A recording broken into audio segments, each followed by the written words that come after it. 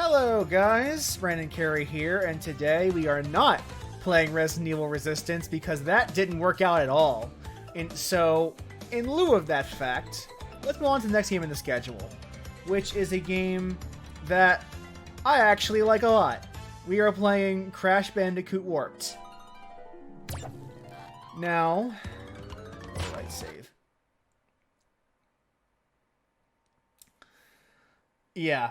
That for people in the chat, yes, that bad. We got demolished in two of the two games we played, and the third one we didn't even get to because we waited over 5 minutes in the queue. So instead, we are playing Crash Bandicoot 3, and this game is a very special game for me in my gaming history. Free at last. Because this is my first PS1 game.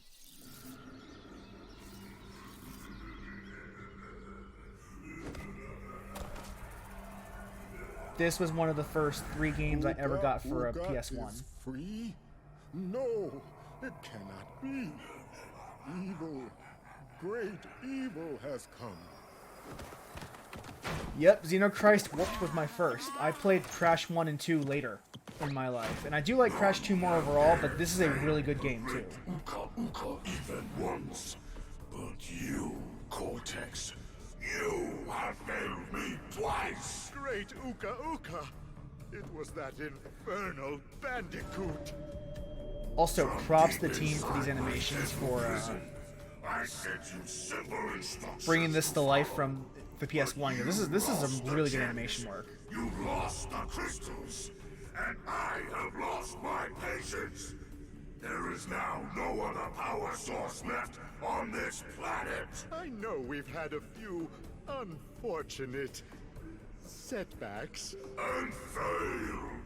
But since your bumbling has managed to set me free, I am feeling generous. There is still a way to amass the power needed to enslave this miserable planet. And this time... Hell yeah. This time, the great Uka will make sure that you do it right. After many eons, my evil twin brother, I cannot imagine starting with long ago I locked him there with Medieval 2 as my first PS1 game. That seems like hell. Like, as someone who generally likes that game, that seems like a bad game to start off with. He must be stopped. Because of how hard it is. But, Kelly, his name is Uka. Uka. He is a twin brother of the mask that we have as our backup, Aku, which is AKU. It's literally the inverse of the name. I have brought you here to recover the crystals before they do. But to open the time portal, simply stand on a button if and then jump you into were someone, Good luck. So if you were someone though who played this game way back in the day, what you called them both was Unamaga. Because that's what they said when you collected them. You called them both Unamaga. So, like, to my younger self, they might as well have just been called Unamaga. So, the big thing with Crash 3 is that whereas in Crash 1 you were kind of doing a globe-trotting thing, or like doing a bunch of levels. Crash. Why must you always muck in my mud? Oh, look! I have a mask helping me, too. We will find out which one is more powerful soon enough. I like that they do let the villains talk to you in this game. Like, that's a nice little touch. But whereas in the first game you were doing all sorts of different locales on the islands, the first 2 were kind of like that. This one, the gimmick is that you are traveling through time. This is a game where you engage in platforming across history. Like right now we are in medieval fantasy world.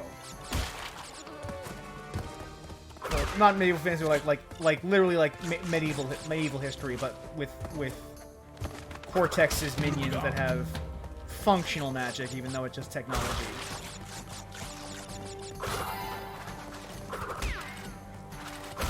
And that's a new feature in the game, are those spin boxes. And the way they work is that they're basically roulettes, where if you spin the box with the correct prize, then it will have that prize. But if you take too long, it'll turn into a metal crate, which means you cannot get all the boxes in a level for the gem. And as far as first levels go for a Crash game, this is pretty standard. They just teach you all of the basic mechanics. There's nothing too difficult. Nothing that requires you to do a whole lot of technical skill. It's just get to the end, and as you get to the end, learn about these mechanics.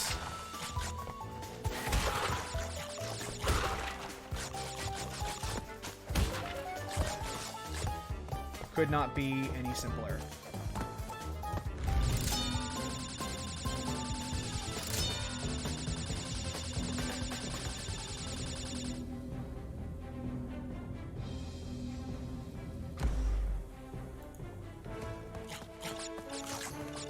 But the other premise is that it turns out all of Cortex's schemes have been kind of cooked up by this evil mask, Uka Uka, which is the twin brother of our good mask. And because of that, now that he's free again, we now have a new threat to face in this final game of the trilogy. And in the original trilogy, he was pretty intimidating as a threat. Although later games have kind of neutered him to something that's a little more comic relief. As you can see here, these boxes rotate. And now we have all the boxes, which means, yay, we got a crystal and a gem. And that's that.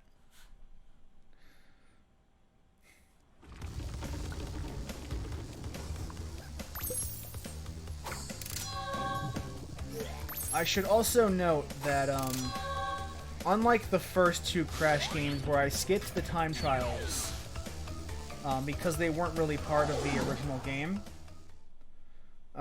in this game the time trials were added. So for that reason, because they are part of required for completion, we will be doing them. And already you might notice a thing that will become a thing with Warped, is that there are many more gimmick levels in Warped than there were possibly in all of Crash 1 and 2 combined. There are a lot, there are, or to keep variety going, a lot of levels that are just gimmicks that either tweak the platform formula or do something completely different. So we'll see a lot of those. And that's why I tend to like Crash Bandicoot 2 better. Because Crash Bandicoot 2 focuses a little bit more on the core platforming. Whereas this game is definitely after, like, it feels like they were trying to find new ideas, and they should have just kind of jammed a bunch of new mechanics in. And it's a little worse in Wrath of Cortex, because that's a whole new team doing it, but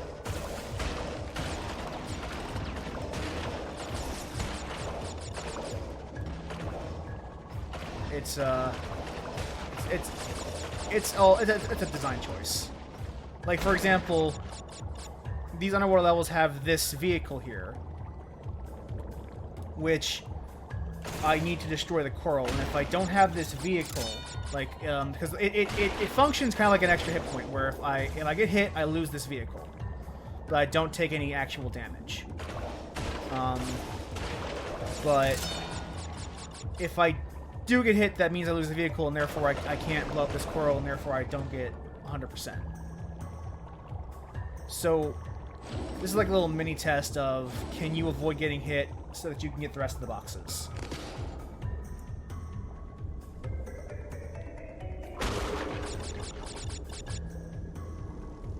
Oh, that's a weird timing, yeah. Cool.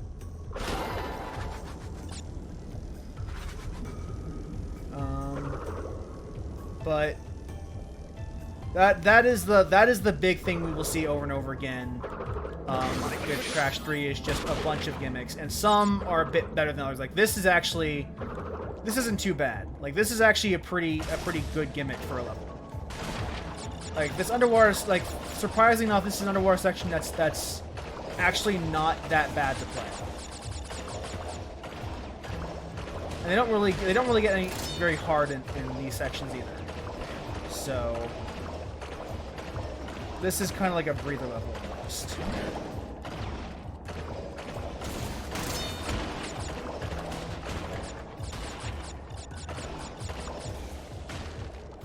And I see now we have all the boxes.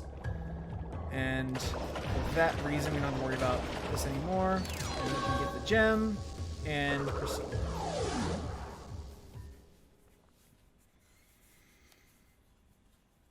And you'll notice I didn't do the first level's relic challenge right away. There's a reason for that. But since I can,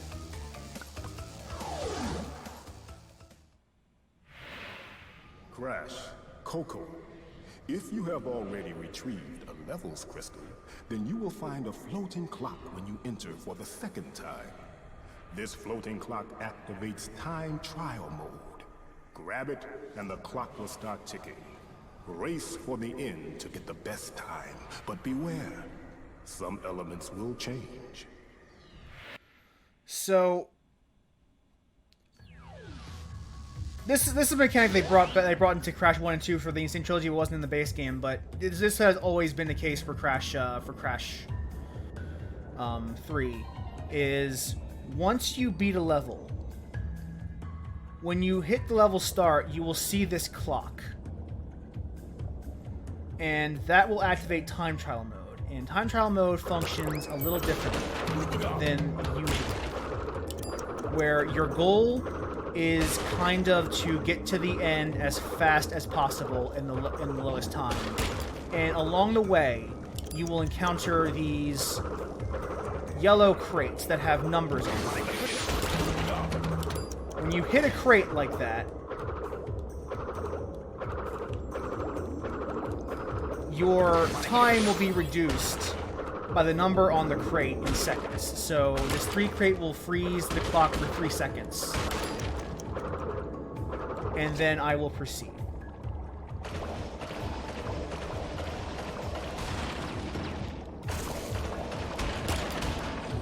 And so the goal is basically not to waste time. But if you die, you don't lose a life. So you can try it essentially for free as many times as you require. And notice for this level I am spinning a lot, and that is because the spinning makes you move slightly faster than you would just swimming normally.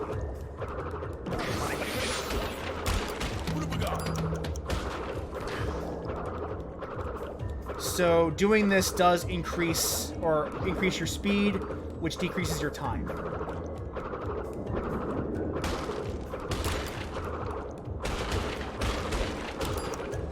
And you'll often find that for these, the game needs you for 100% just to get the Sapphire Relics, which are the lowest rank of relic.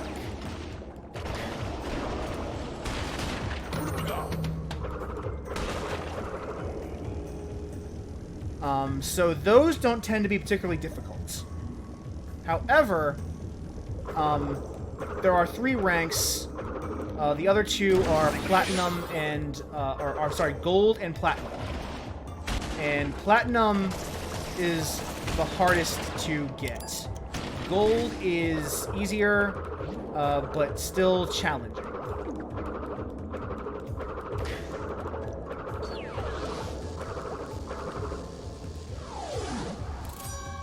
See, right here I got the Sapphire Relic, because I didn't do terribly well, but I did well enough to...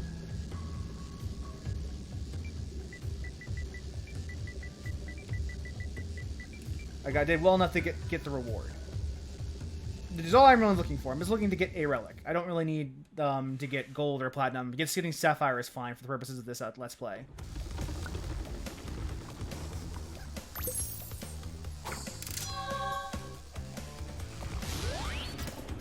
I'm sure it will tell me... Okay, it doesn't tell me what time I need. Okay, display target times.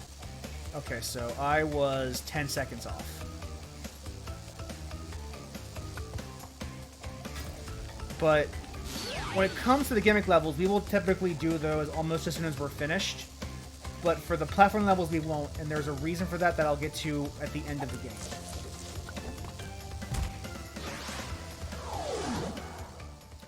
And now that we're on level 3, here is a new gimmick. Like, as I said earlier, this game has a lot of gimmicks, and this level's gimmick is that you are... very similar to the polar levels in Crash 2. Coco, who is a playable character for from these levels, gets her own gimmick levels where she can ride Purah, which is the new companion.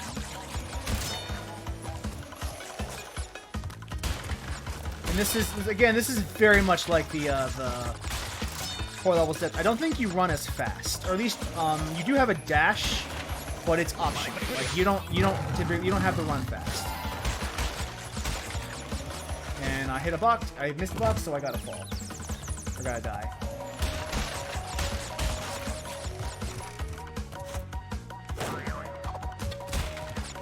And I gotta fall. Missed the box.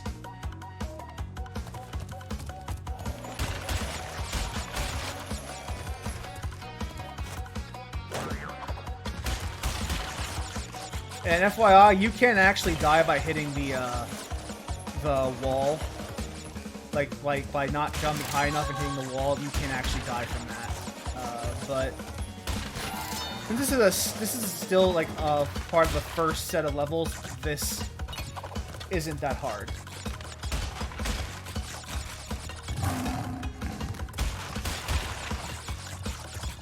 You see, Kelly, it is funny that you talked about being able to play as Coco the whole time. Because not in the original, but in the Insane Trilogy, they do allow you to play as Coco during the regular platforming stages.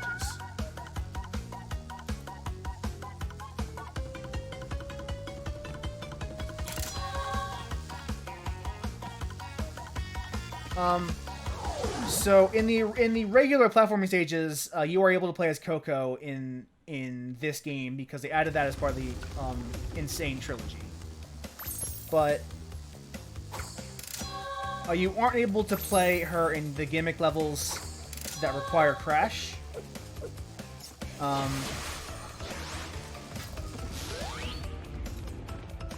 And she controls exactly the same way as her brother does. She is essentially identical in skill set. Uka and Cortex want tiny get crystals and bring them to big Colosseum in Rome. Crash! Leave them for Tiny, or Crash get crushed! Don't talk, handsome. You're better that way.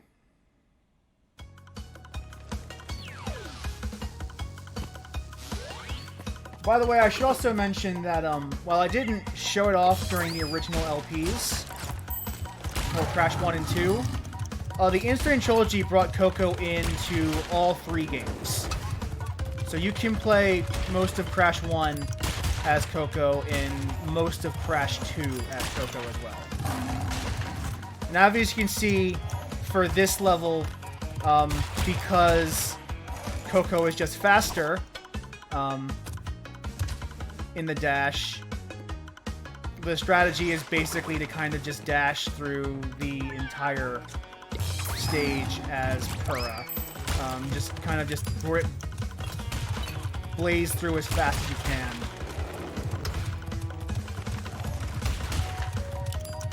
And missing a box is fine because you're going at such a clip.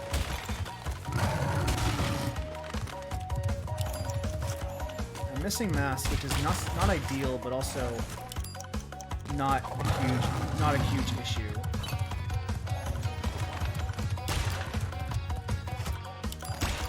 Because really all you really want to do is just blaze through this stage.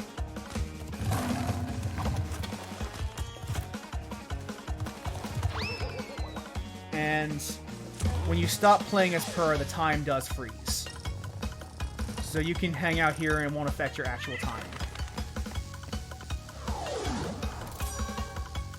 And I got the gold relic.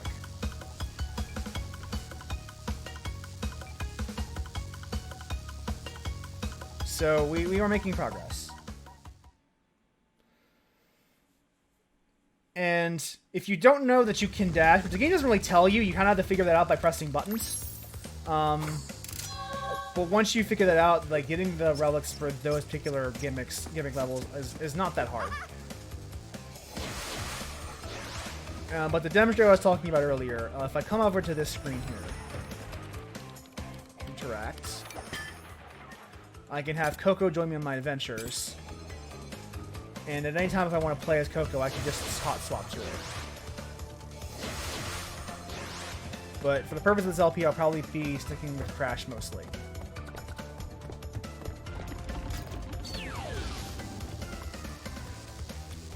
I'm actually going to do stage 5 first because it is another gimmick level that does require Coco, and because and I'll make clear why in a second. But it's not really a big deal. It's just kind of like a sequencing thing. And these jet ski levels used to be some of my favorite in the game, but there's something that's a bit more floaty about them than there used to be, which makes them harder to control than they were in the original Crash game.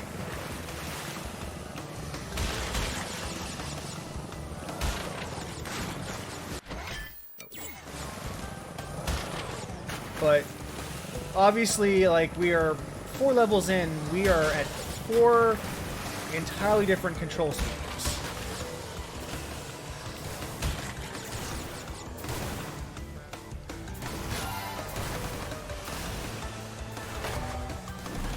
Oops.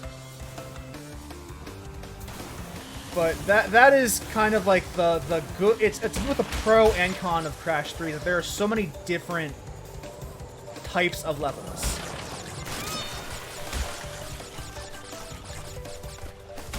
And by the way, if that bird was on the box when I hit it, that would have been a death, because that is an enemy. But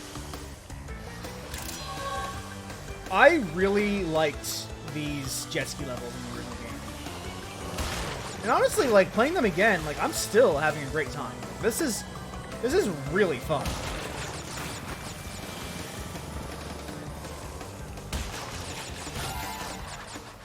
$10 left. There's some cool shit you can do here too. Make sure there's not a box. Okay, that's just a bomb. I want to kill boxes, not bombs. Now, as you get, there's some areas here where you have to be a little more cautious. The gimmicks here genuinely are a lot better than they were in Spyro 3. It's still, like, I still prefer the Crash 2 overall, because I like it when games kind of lean into their core platforming. But I'm having a great time. Like, I genuinely enjoy most of the gimmicks in this game. That could also be nostalgia, because this is, again, the first game played on my PS1, so I played this game so many times, it's something that's just, like, it's with me. But with a couple of exceptions, the gimmicks here generally are a lot better, at least in my opinion. Which is, like, it's kind of funny, because when it comes to the core platforming, Spyro tends to, like, honestly outshine Crash. Again, my opinion. But when it comes to the gimmicks and those kinds of things, I actually find that Crash's kind of core handles these gimmicks a lot better than Spyro does. Like this, the gimmick levels are much stronger in the Crash games than the Spyro games. And in fact, the reason I chose to do Spyro 1 and then Crash 1 and do that alternating order is precisely because I really like the first Spyro game a ton, and I really like the third Crash game a ton. And so I wanted to kind of both start and end on games that I am personally really excited to play, that really make me happy when I pop them into my game console. And so here we are playing Crash 3 one more time on my PS4 because I love this game so freaking much. Oh well. Not a big deal, we can start over. The good thing about these time trials too is because they do encourage you to kind of blaze through them. They're not very long, or at least not here. Double Trouble is not a gimmick stage. That's a platforming stage. And while like it, I don't recall having too much difficulty with it when I'm back in the day. Maybe that's just me, but the level's fine.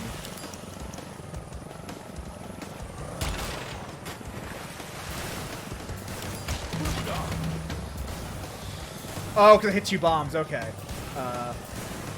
Gotcha. Sorry. There's a level in this game that's called Double Trouble. So I figured talking about that.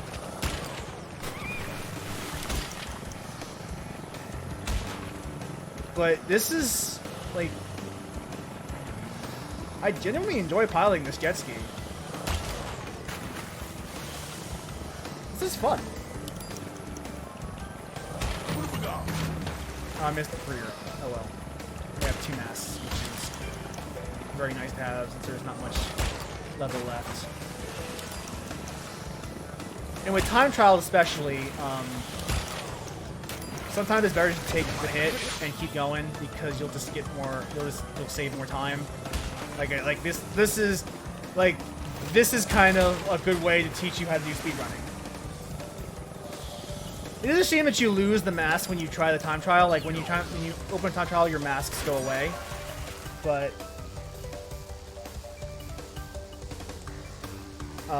it's still worth it to get these out of the way now since we don't have to do it later. But it's really good to play Crash 3 again. It really is. Watch at the end of this LP, I'm gonna like Crash 3 more than I liked Crash 2. Just watch. That's gonna happen. I promise you that. I want to change my opinion in the middle of my Let's Play series because that's how it goes. This is the last stage in the first world, and we're already we're making some good progress. We're like half an hour into the stream, and we're already done 4 of the first 5 levels. So this is people who watched the Crash 2 LP will be familiar with this concept. The chase level.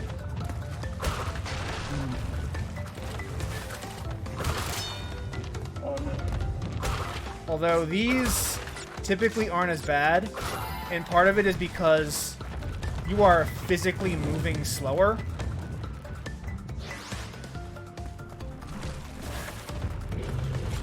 Like as you can see, like I'm not moving like the threat isn't going super quickly, and the level isn't going super quickly, which gives you more time to actually see what your threats are in front of you before you're asked to kind of work around them.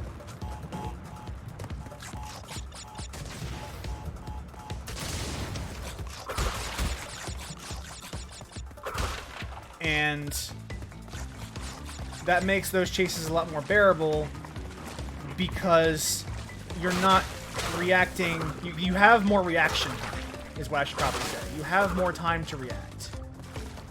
Also, I am reasonably confident that you can't get the clear gem because I need this red gem path, but I'm not 100% sure about that. So we will find out as we proceed in this level.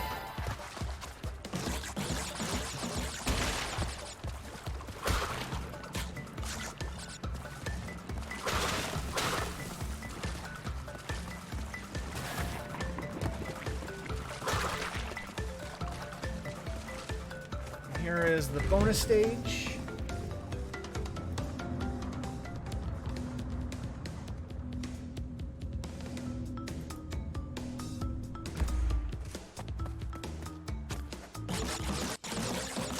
And since we are still kind of early on, things aren't as tricky as they could be.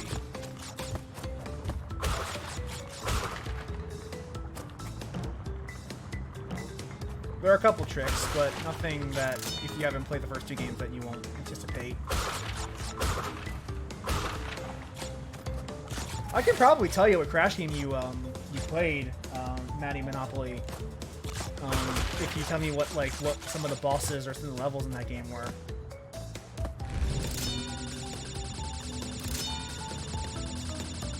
But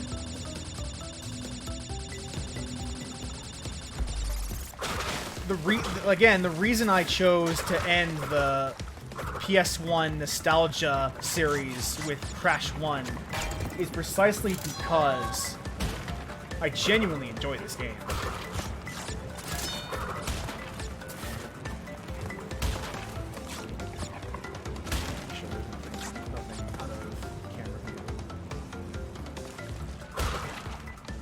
Might be able to actually get the gem. Depends on how many boxes are in this last chase segment.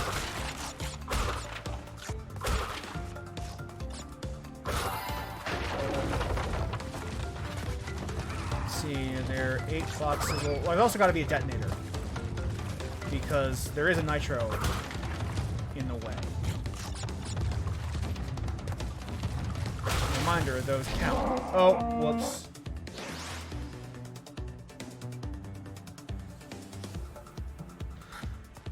You are thinking of this one, Matt. You are thinking of Crash Bandicoot Warp, the one I am playing right now. Well, this is the game where the bazooka became a power.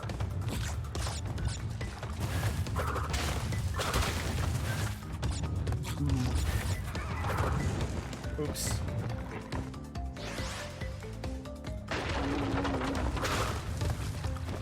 I will not be streaming the Final Fantasy VII Remake probably ever.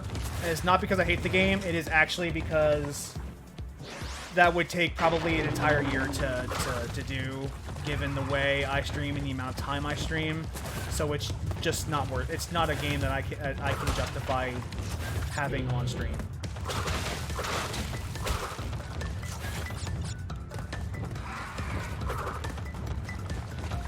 Oh, that's not a detonator. That's nitro. Whoopsie. Dope.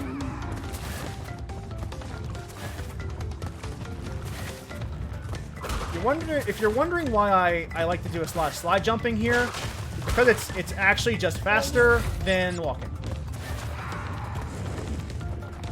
which is good and bad.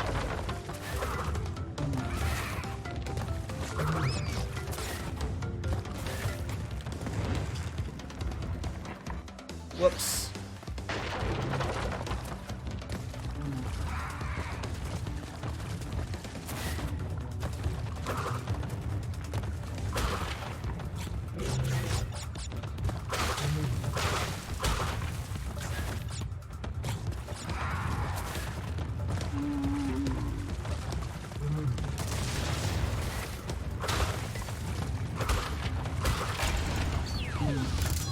Drop the gem.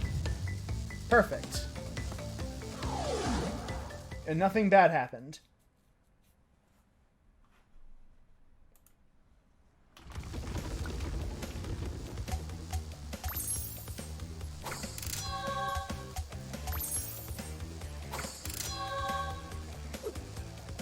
And so, the actual reason we did Coco's level first is because it's a gimmick stage, which meant I could do the time trial before I did the boss.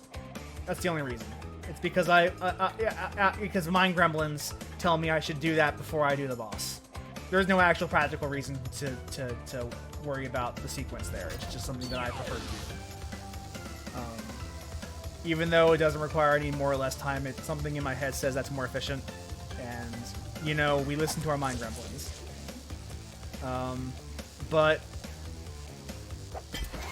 let us begin with the first and sexiest boss of the game, Tiny Tiger.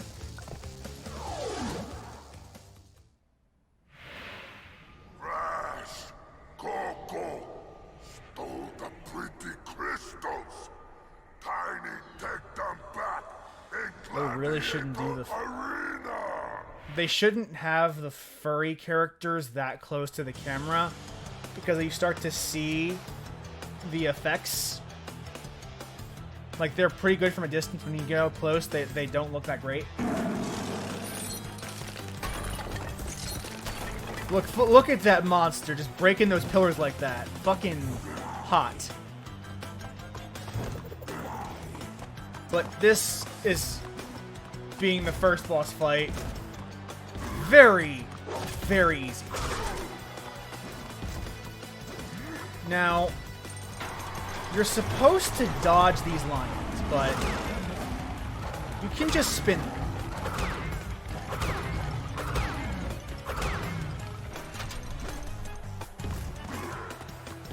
Am I sack punches in this game? Yes. Yes, I am. Why do you what's your point?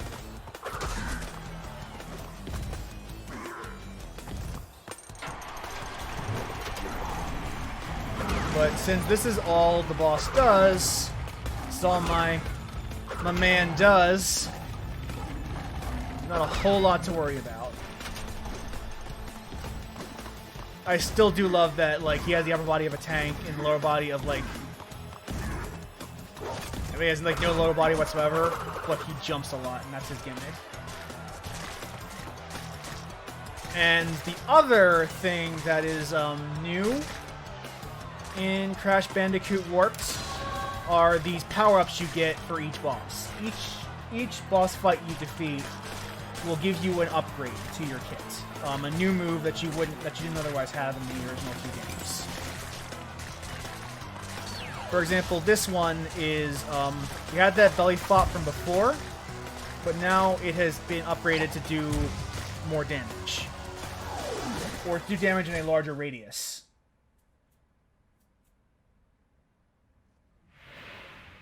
Well done, children. By defeating Tiny, you have unlocked the gate to the next time travel area. Go back to the center of this time twister and save your progress if you AoE wish. belly flops. From there, you will see that the gate to the second time travel area is now open.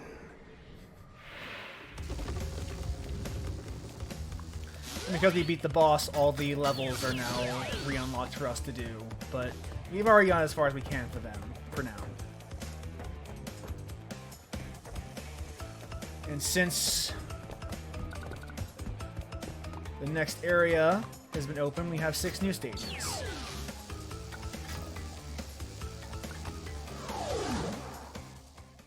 And we have a new boss to confront. Why must you continue to be a thorn in our side? Who? What? Where was I? Oh, Tiny was a good fellow. He hated everyone and everything, but a good heart nonetheless. Please be more reasonable with my minions next time. I mean, if they didn't want to step up, then they shouldn't step up. If your minions can't step up, then they shouldn't step up. Sorry.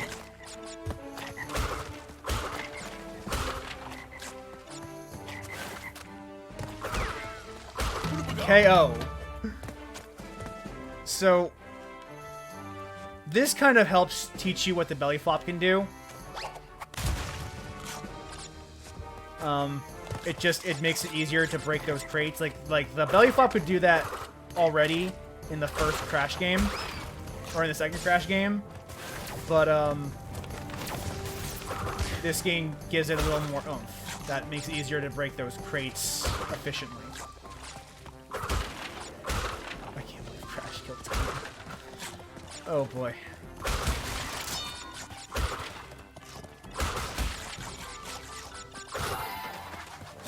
We're already kind of flying through this game. I'm sure, like, in the later stages they'll take longer, as they do in most platforming games, but...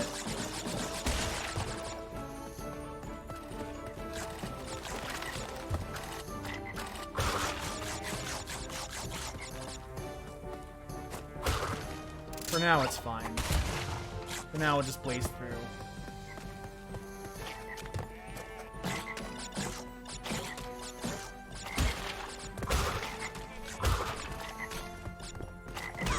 Oh, whoops.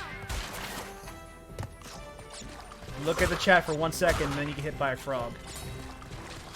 Isn't that the way of things?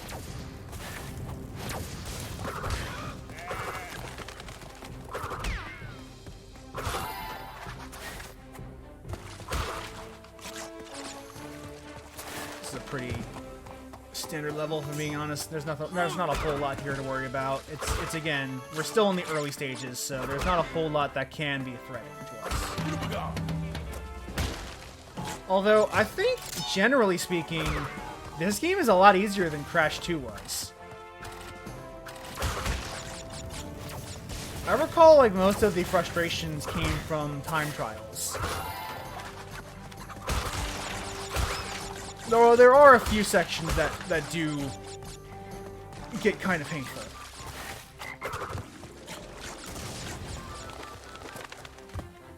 But those are way later than this. Right now, it's honestly not too bad.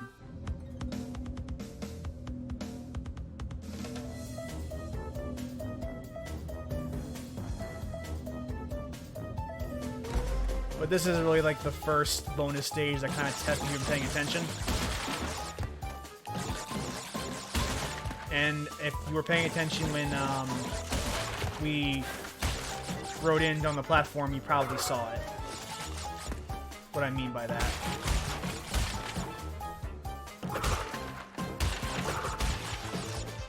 So, if we activate this trigger switch, you will not be able to get this box here. So if you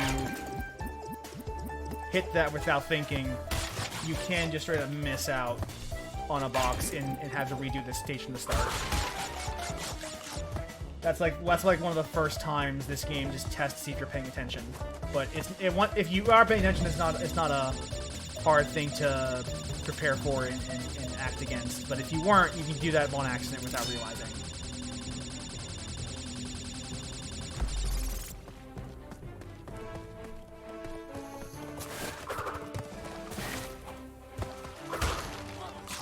I gotta say that Crash 3 feels really good.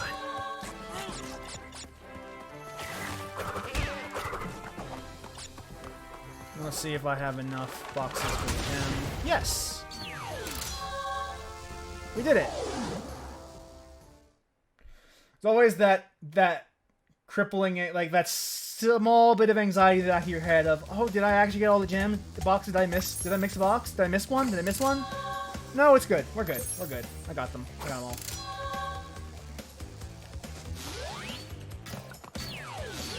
Let's check to see what the 10th level is. No, let's get level 10 over with out of the way. It's another Coco level. It's another per run level.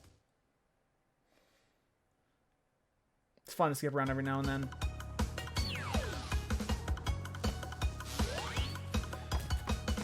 You know, the funny side effect about the warp room being those buttons as opposed to the big series of portals in the second game, is that it's a lot quicker to navigate than it was in that game. Like, you can get in and out of a level pretty snappy, pretty quickly.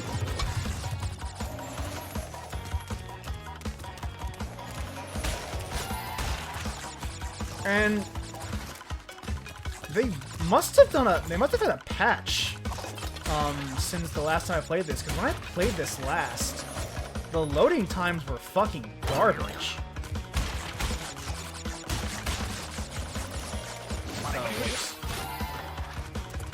And now that I'm playing it again, clearly they did something to improve the load times, because the load times are almost as fast as I remember them being on the PS1 era, and that's good to see.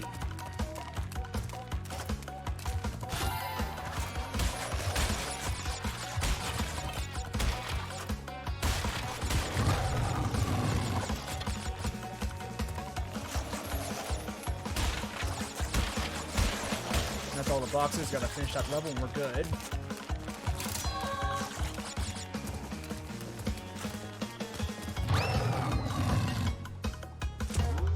And that is the gem.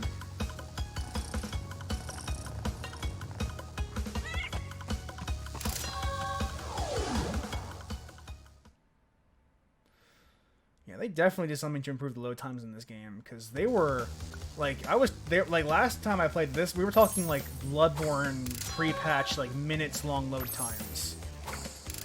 So forever who was doing post-bleed support in this game, fucking props, because that's something that needed to happen. That's something that you knew needed to be addressed, and you addressed it. Definitely enjoying the second long load times. Strongly in favor of a couple seconds.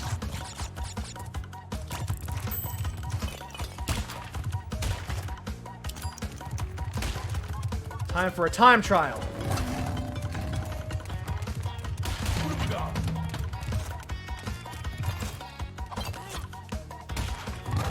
A ton of boxes.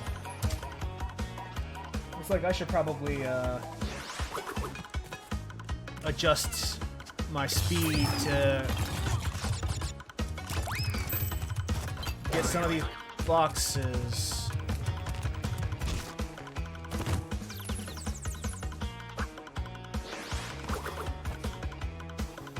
Yeah, that was unfortunate.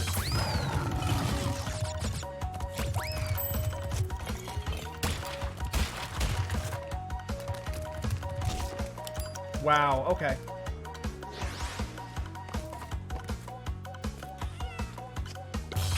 Yeah, the time trials will end up being the thing that trip you up the most, because their nature requires you to... Alright, we're back. Let's resume the time trial.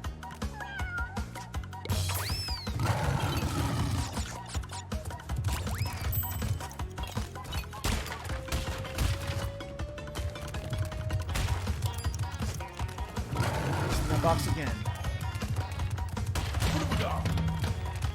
Forgive me if I don't look at the chat for while I'm doing these, because these do require me to take a bit of focus. Kelly, that is correct. When you die in a time trial, it does not count against you as far as your lives go. It is purely, the designers understood that when they were designing these time trials, if they took your lives to do them, it would be a lot more frustrating than it could otherwise be. So they do not count as deaths for the purpose of losing lives.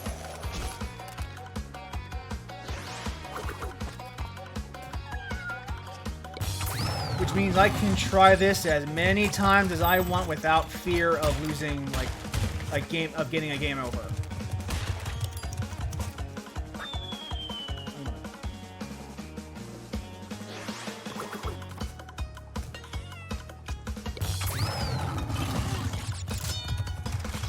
Well, that's a lot. That's a life lost. Whoopsie.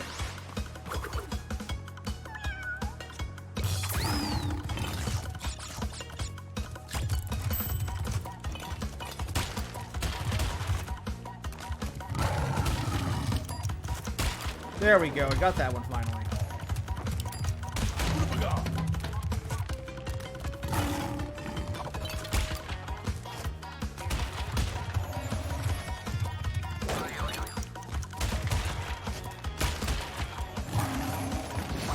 Oh well.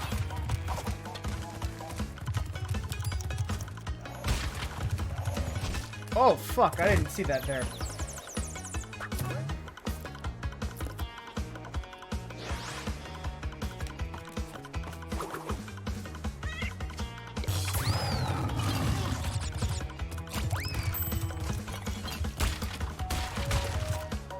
Alright, let's go in. There we go. 2 seconds will help. Yeah, the key here will basically be choosing when to go fast and when to go slow. Because when you go fast, you lose a lot of maneuverability.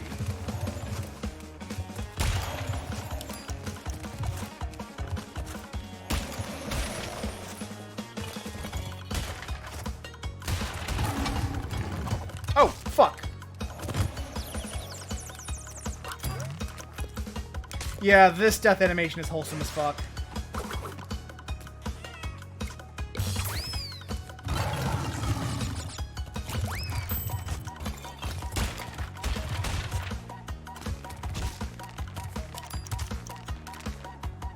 I kind of like that Coco doesn't actually get hurt in any of these death animations.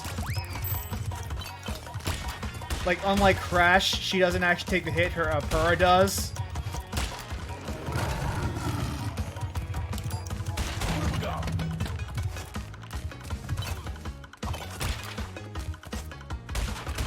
She just kind of has to catch Purah.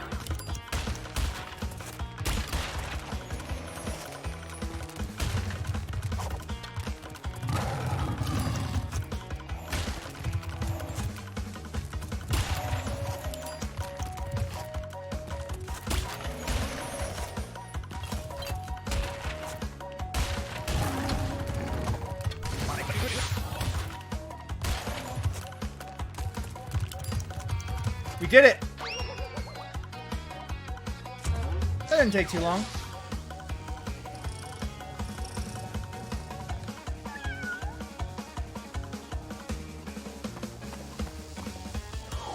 And...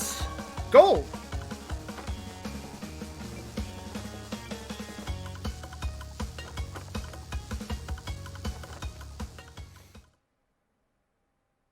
Makes me wonder what platinum time would be for that, huh? I'm curious, let's check what platinum time would be for that stage, because I feel like that was a pretty good run.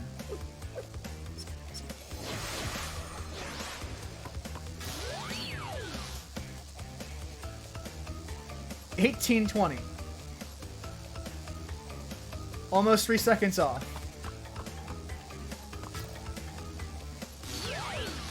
Now, unfortunately, not every gimmick can be good. And we are about to do one of what I think is genuinely the worst gimmick in this game.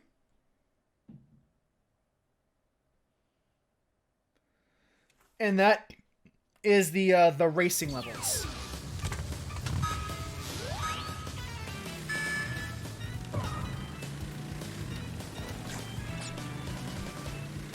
Basically, if we get in first place, we get the crystal. If we don't, we don't.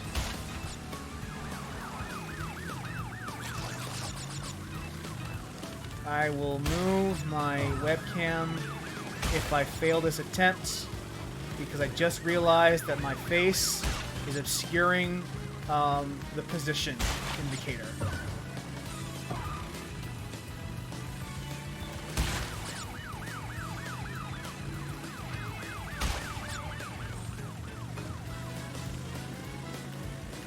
At least we have enough for the gem.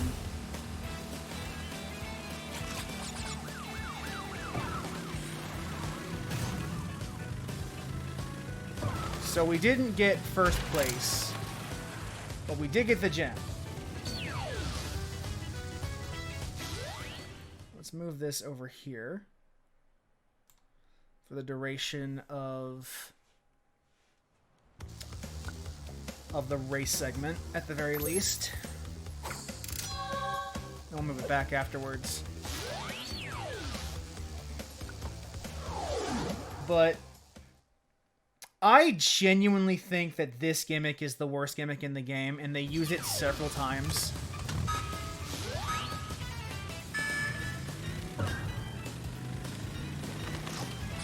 Because these, like, you're not there. You can't really interact with these other drivers. They're static objects. If you hit them, then you stop and they keep going.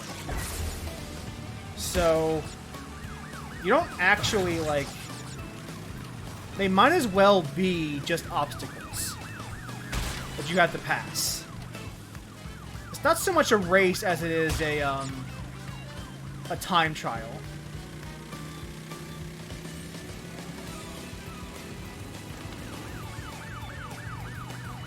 Which, by the way, the fun part about the time trial is that you don't need to be first place for time trial. In fact, you probably won't be because you're getting the boxes. But this is an intro race, so once you actually focus down and just worry about getting first, it's not too hard.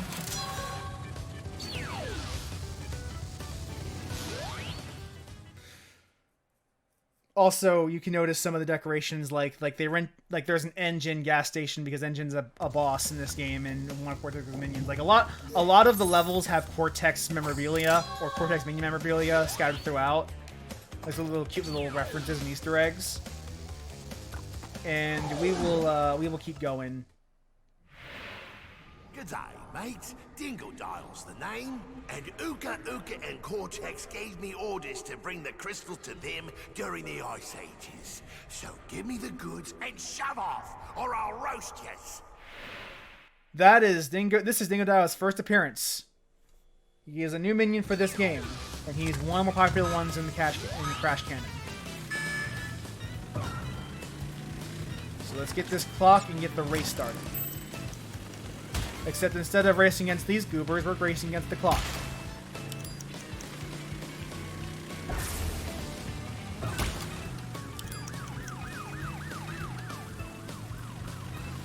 I should probably move the timer, or the webcam back once we're done, because you guys can't see the clock and neither can I.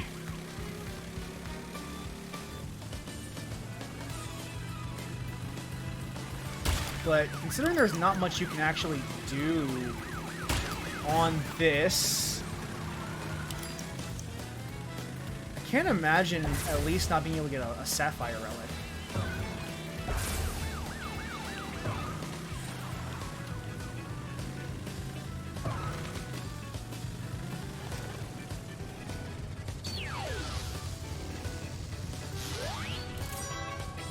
Yeah, that's fine. That's all I need.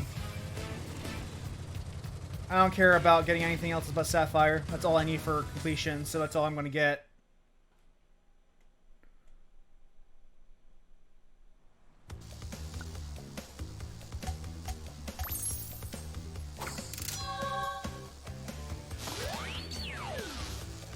But now, at this point, it's just completing levels. That first racing level is pretty easy. The problem is they get a lot harder as the game goes on.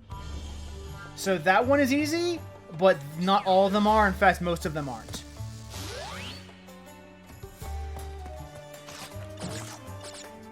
And here we are in one of the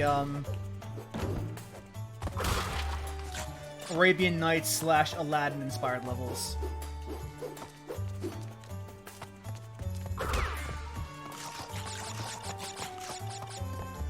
Don't turn your back to me, that's a mistake. Since there's a yellow gem, I believe there's a death root in this level, and I hope we can get to it without losing a life.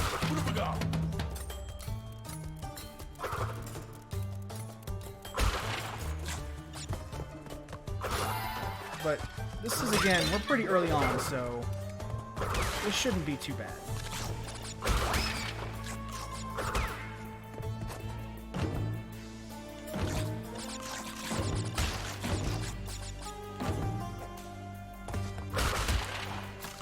Levels get harder, but for now we should be fine.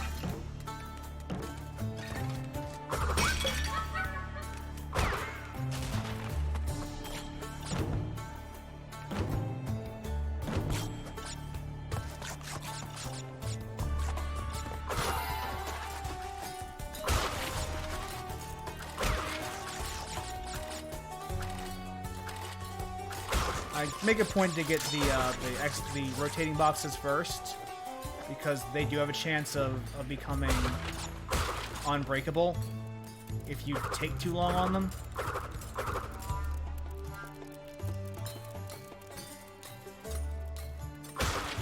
We get the bonus round.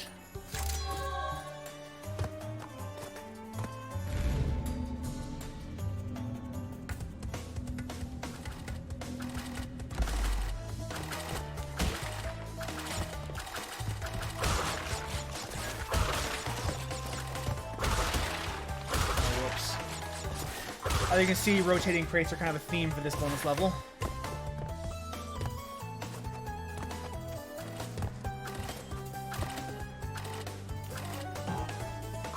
Fuck. Okay. No, actually, I think we're good. Alright, so... yeah, that's the trick, is that particular roulette box has to hit a TNT that triggers the exclamation switch below, which triggers this bouncy box so I can get up and get the other boxes up over there. It's another one of those thinking man puzzles that these platforming games tend to throw at you, where if you're paying attention, you should be able to get it without a problem, but if you're not, it can take you a couple tries.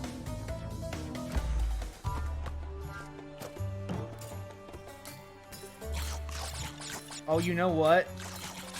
I don't think we'll be able to get the yellow gem right away. I think we might have to actually wait for a bit, if memory serves, but I could also be wrong.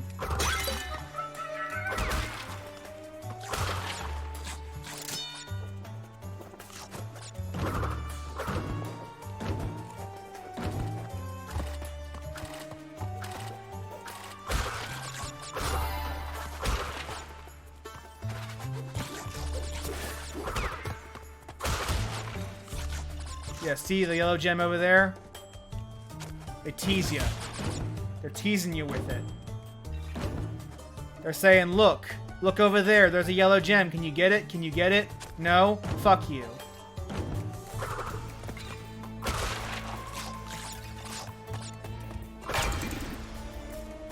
And they're right, I can't get it right now.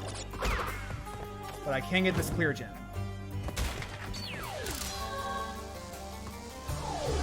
But they do tease you with it to let you know that you will be able to get that gem later on.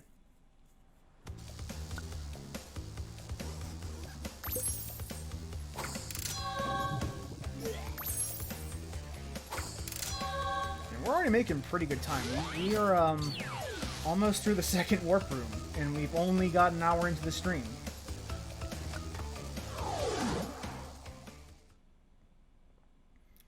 Then again, as I said, they do get harder as the levels progress. Harder and longer. That'll be nice to take out of context.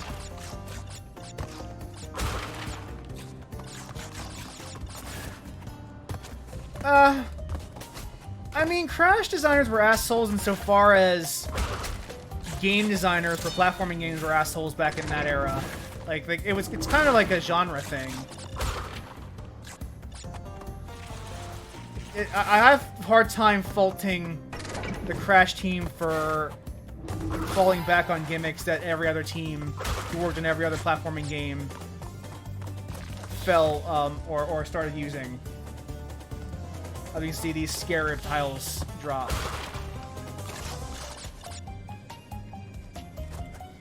Now it's time for another bonus stage.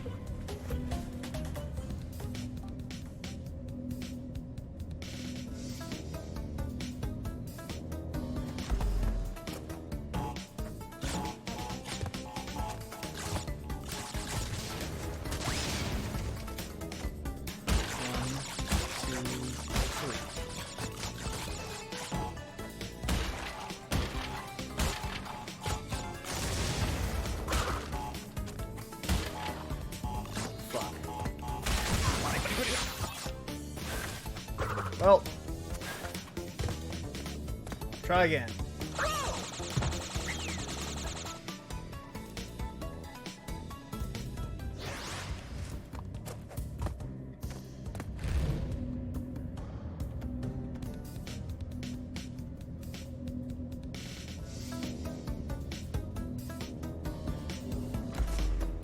let's do this.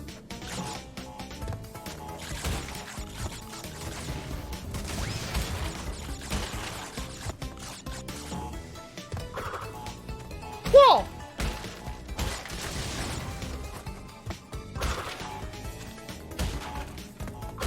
So obviously, the trick there is that if that TNT blows up before you can bounce back up there, you just can't get that box.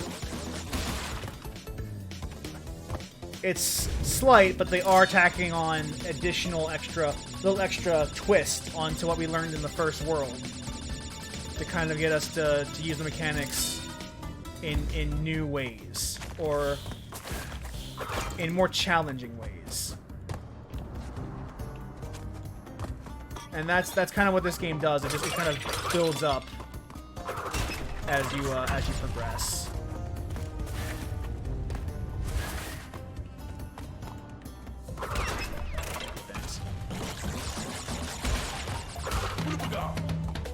Now, anyone seen the Indiana Jones movies? Go step into the light. That's the gimmick.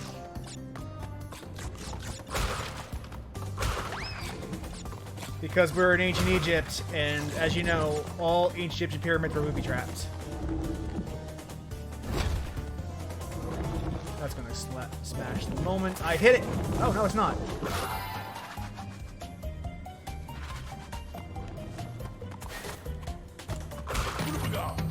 Now, obviously, that giant purple gem sign means I can't go in there yet because I don't have the purple gem.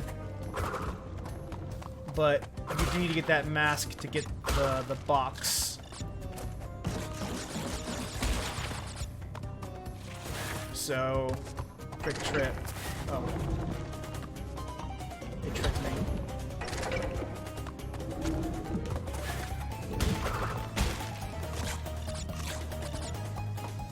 The secret origins of Uncharted.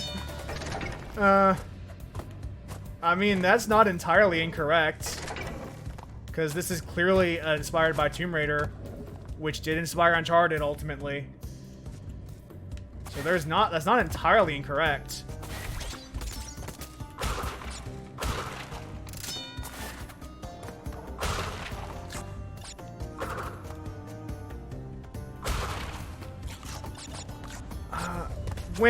To answer your question in the chat, when you get those bouncy boxes, normally they won't be so high that you're unable to get to them, even if the other box is broken. But that is not always the case.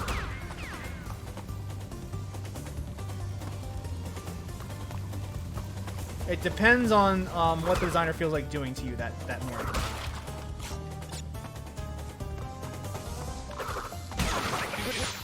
And to kind of compound with the idea that this inspired Uncharted, one of the levels in this game that it uses this tile set is called Tomb Waiter, because you're wading through water in the tombs. Now, I believe there's a reason I didn't get all the gems. I believe part of it has to do with that purple gem path, but I'm not entirely sure. But I'm not going to worry about it right now.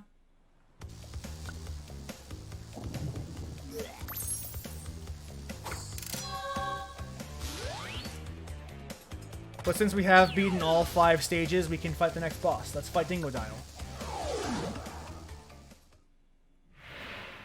Right. Now you've gone and done it. Them crystals are mine. You need all the boxes to get the gem. However, I believe there are some gems hidden in that purple gem path, which is how they kind of do that. And we're back. OBS is doing it again. I'm going to have to start testing with XSplit at some point to avoid this problem in the future. Because god damn, this is starting to get really frustrating. But on to phase 2 of the boss fight, because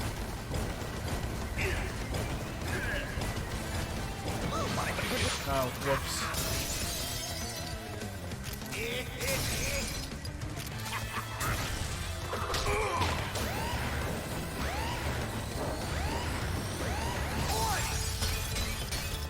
And that is part 2 done.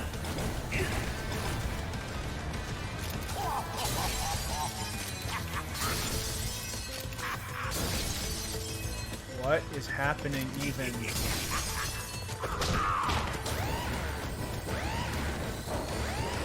I feel like his last phase glitched out. Like, it's not supposed to be that easy. No worries.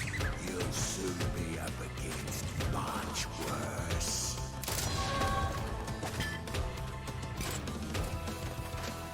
Yes. And now that we've beaten Dingodile, we have a double jump.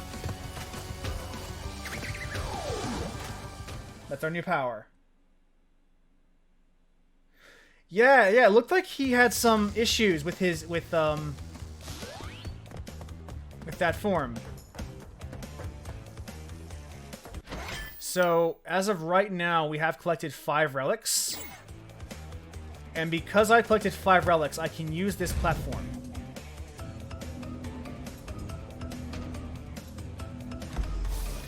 And this is why relics are important in this game, because they unlock these secret areas.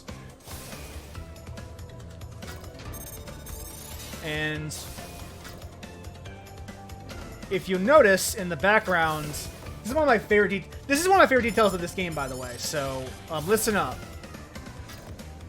You see in the background the minions that you fight in the rest of the series from 1, 2, and 3. The minion enemies that you fight all the time, they are being manufactured right behind us in the factory. That is one of my favorite details that I've ever seen in a Crash game. That they actually go out of the way to explain why there are so many identical looking minions, and they're all robots. Every last one of them is a robot. Which does beg the question of why does Cortex need an army of animals, anthro animals, and when he has an army of robots at his beck and call? But you know what? I'm not going to question it. I like animal people too. That's fine. I'm furry.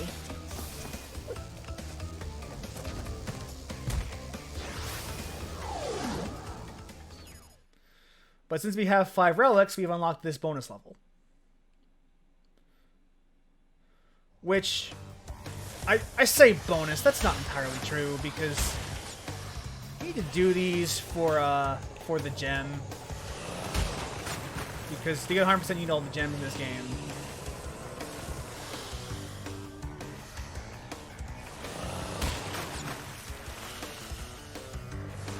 As I know, furries do control most of the world.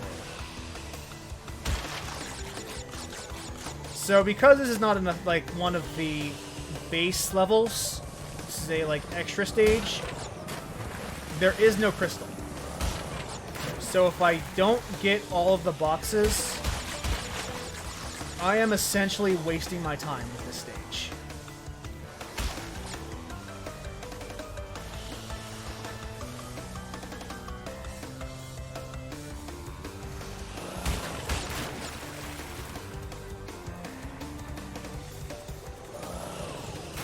But again, this is a jet ski area, and these are really fun, so I don't mind.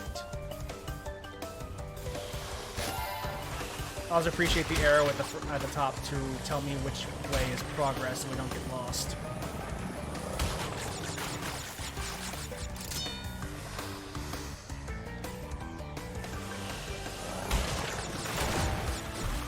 Oops.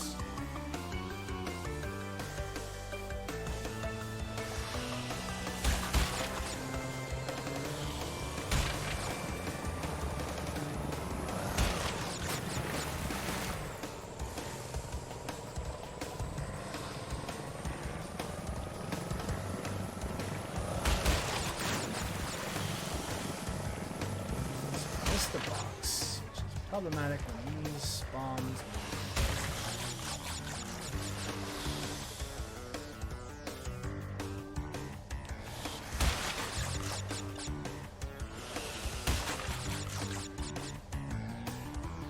I mean, in fairness to Cortex, if I could make an army of super ripped animal people, I absolutely would without hesitation.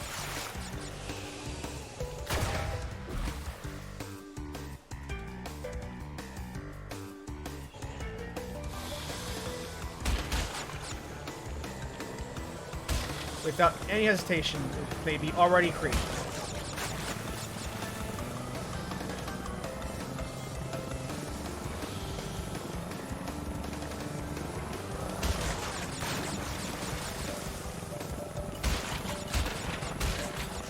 There we go.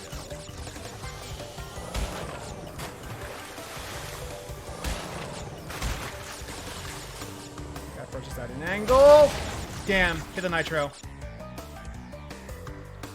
That bomb is very strategically. I also like that Coco looks mad at me for bailing, for screwing up. Like, how dare you screw up my jet ski, player? You should be perfect. Why aren't you perfect? I do like they gave a little Coco a little attitude. That's cute. That's appreciated.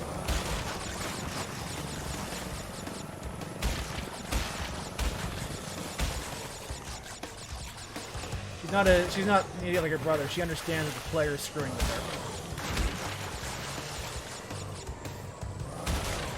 her. There we go.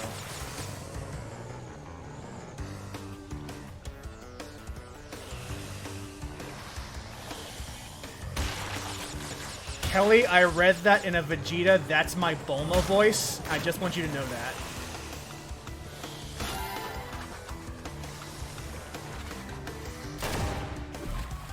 Like, when you say, how dare you mess up my Coco, I hear that in the way that Vegeta says, how dare you, that's my Bulma.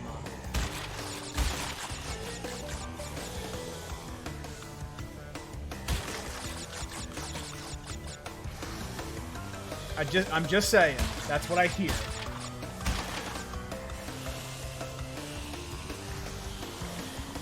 It's not inaccurate.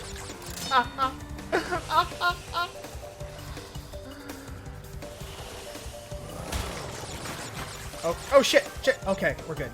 We're good.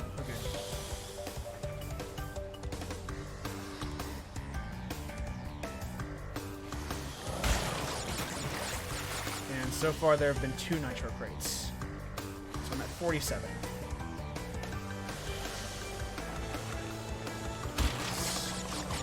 Four.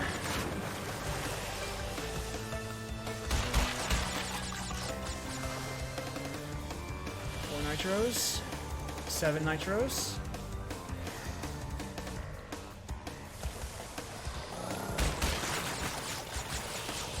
9.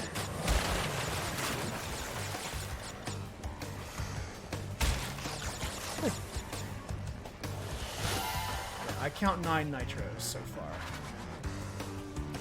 Which means that's technically at 67.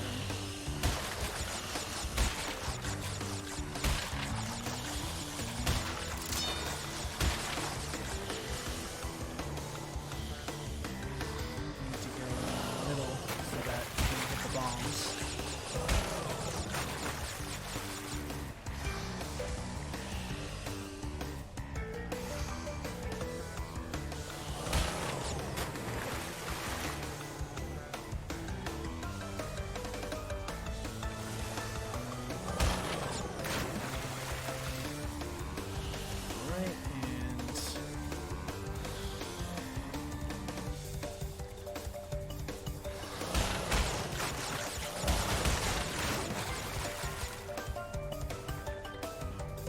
That is nitro 10. Oh, that's the detonator. That's the detonator. That's not nitro. That's nitro smasher.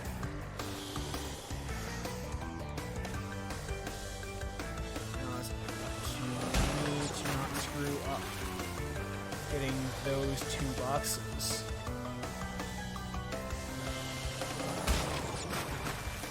Oh, that's how you would do it the first one.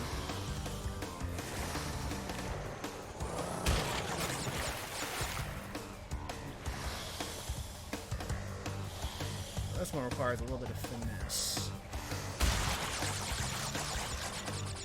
And we got 4 boxes left.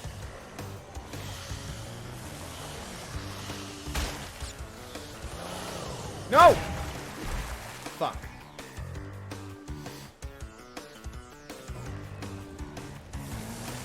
That sucks. That sucks. That's okay, though. I think this will probably end up being the last thing we do for the night. Though, like, we've made a lot of progress for the first stream. This isn't bad.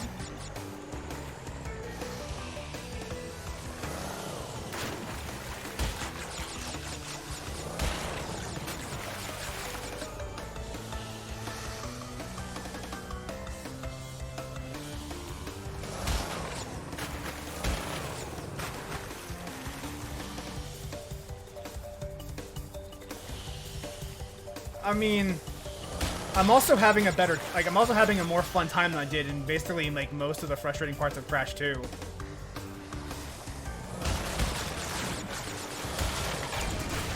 Like, this is actually a ton of fun. I'm having a great time.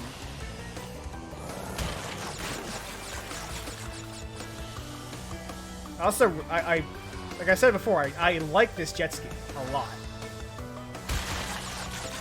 I think it's fun to pilot. So even if I die, it's just like I'm having fun playing the jet ski level. That's fine. We're not going to do this ramp. Actually, we are going to. Yeah, we're just going to feather it.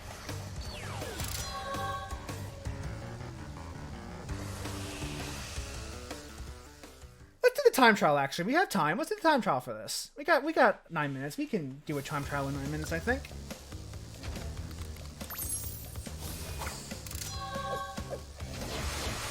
So let's do it.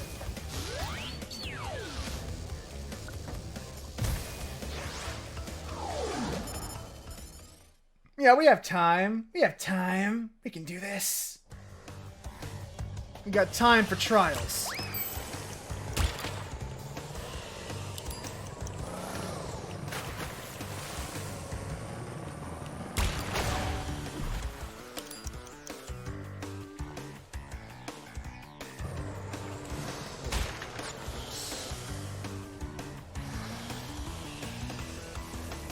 There's no time trial box in the beginning. And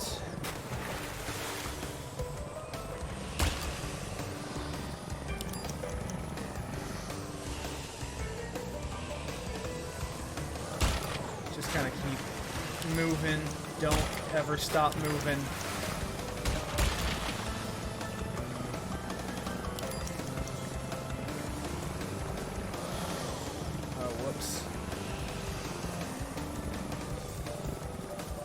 Like I said, we're only going for sapphires right now, so I don't really care if we do like a terrible performance as long as we do like a sufficiently mediocre one.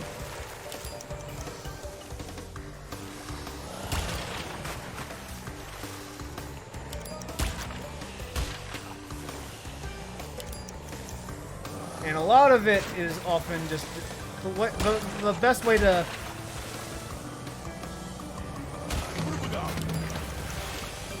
You gotta decide what's worth it, ultimately. That's how you do good in these time trials, just deciding what boxes are worth going for and which ones are worth just leaving to not get hit.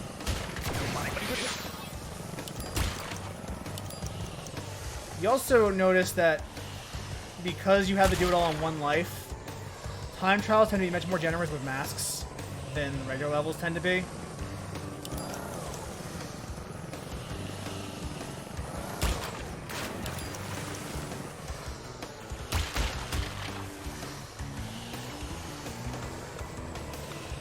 Can't stop, won't stop, can't slow down, never slow down, always go faster, always go faster.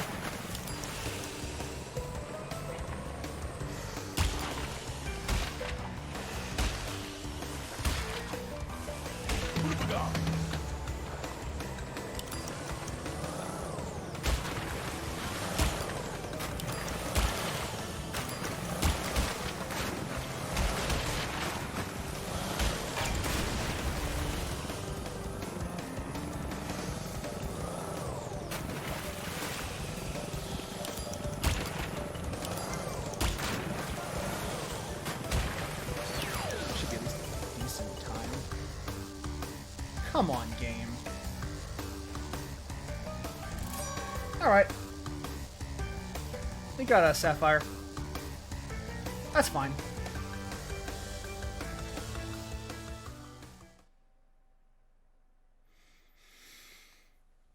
That didn't take as many times as I thought it was going to be. I thought that was going to take the entire 9 minutes, I'll be honest with you.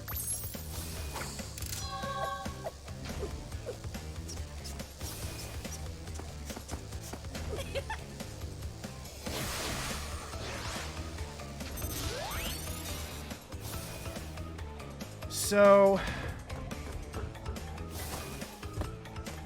with that, oh my god, the stream is so far behind.